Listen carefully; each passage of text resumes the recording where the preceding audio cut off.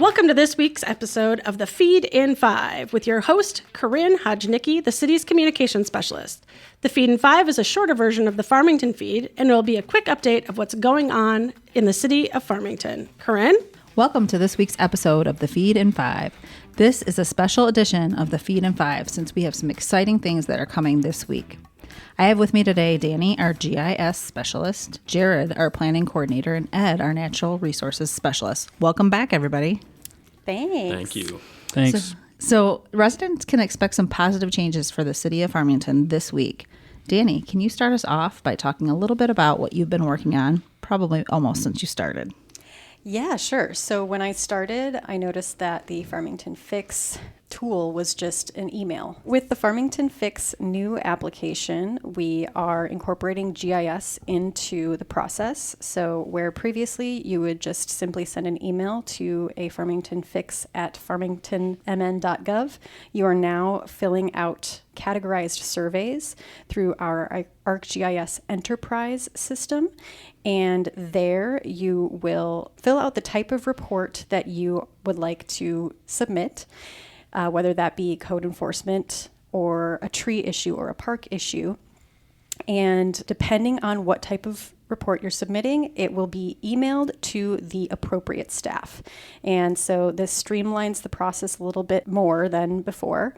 Additionally, it adds a GPS component. And so when you are submitting a problem, you now have the option to put a dot where the problem has occurred. So let's say there is a porta potty issue in one of the parks. You can actually just tap on your phone where the porta potty is, and then this allows the staff here to be able to quickly locate where exactly the issue is.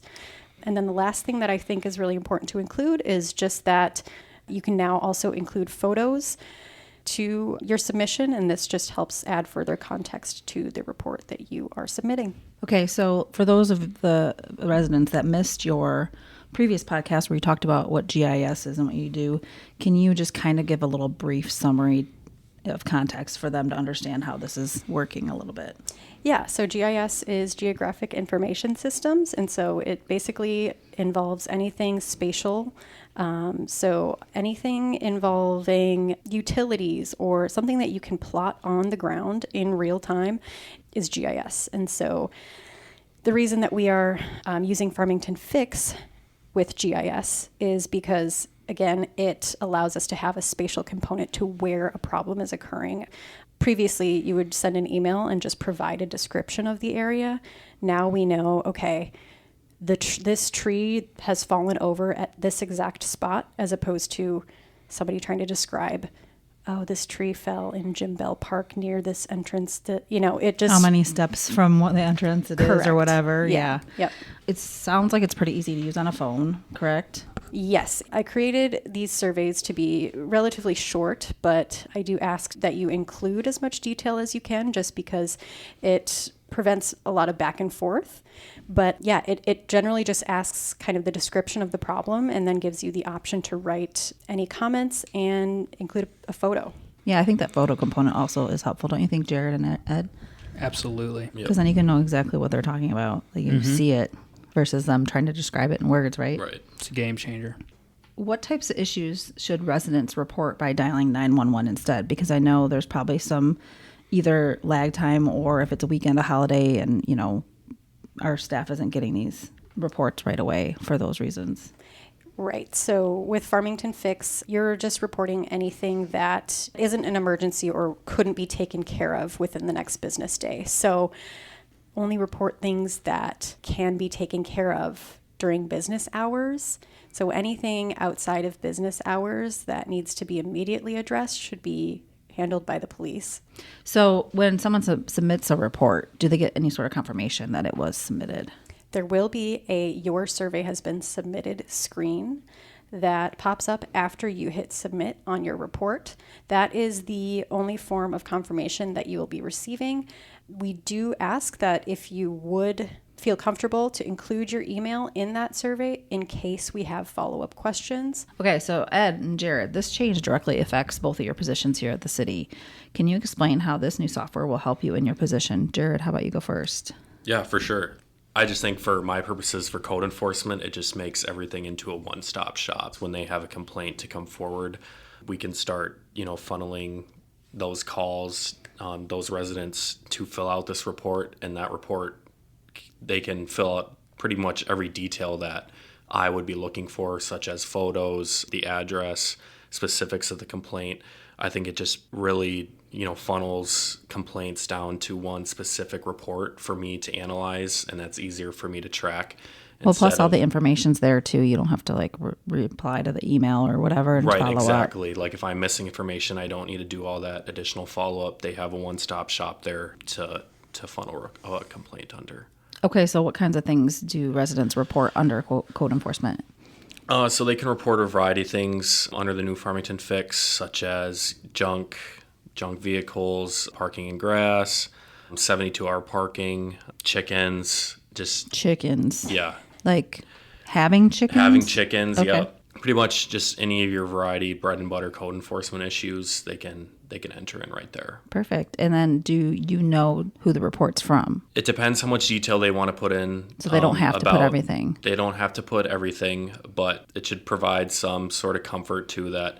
We cannot tell whoever the violation is occurring. We cannot tell who complained on them. Okay. Because that's always a big concern when somebody does complain, is they want to stay. They Anonymous, don't want right. Right. So we tell them that, we're not even allowed to tell, that it was you. So that helps. Okay.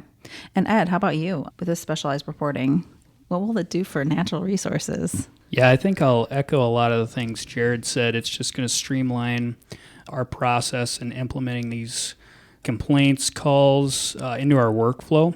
So having spatial data on where the tree branch issue is very helpful in coordinating crews to address these issues in a organized and timely manner.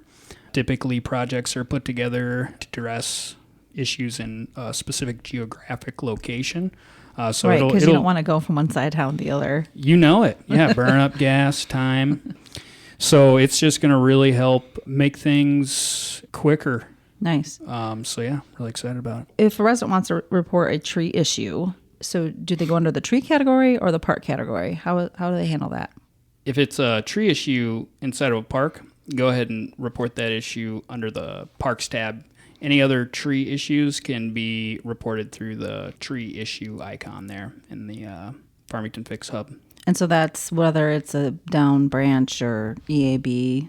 We've updated our ash tree inventory in the boulevard, so we're getting a better understanding of the information out there. But certainly if residents are finding a tree that they have concerns about, go ahead and report it. And that can also be in natural areas, outlots that the city owns. And if you make a mistake and report a parks issue through the tree icon, it will still get filtered to the appropriate staff person. Just know that those parks issues will be addressed in a more efficient manner if you do so, if you report the tree issue through the parks tab. Okay. Yeah, and just to elaborate on that, really any issue that occurs within a park should be filed under that parks category, just so that that automated email that gets sent when you submit your report goes to the correct staff, and that just ensures a quicker response time. So now with this Farmington Fix, there's going to be a new icon, graphic icon for it, and that's going to be on the new website, which is also coming up this week on April 11th. So those two things will be launched on the same day, and you'll be able to check out our new website at farmingtonmn.gov, and there will be a nice graphic icon button. It'll say Farmington Fix on the main homepage, and it'll be a dark blue color.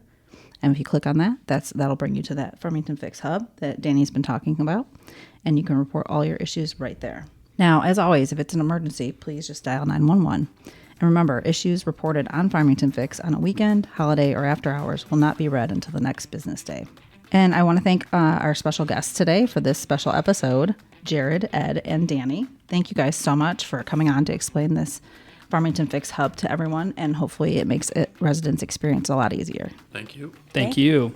If you have issues making a report in the new system, you can always call City Hall during regular business hours, Monday through Friday, 8 a.m. to 4:30 p.m.